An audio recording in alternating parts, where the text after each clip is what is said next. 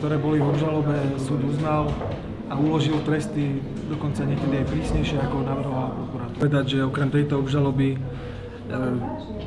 je potrebné pochváliť vyšetrovací tím, ktorý naďalej usilovne pracuje, ktorým sa tresty zvýšia, lebo budú s najväčšou pravdepodobnosťou obžalovaní aj za ďalšie vraždy a už vlastne sú obvinené aj iné osoby, ktoré už bolo aj medializované, kde sú tam aj tzv. Stíhodní občania, ktorí pôsobili v komunálnej politike a podobne.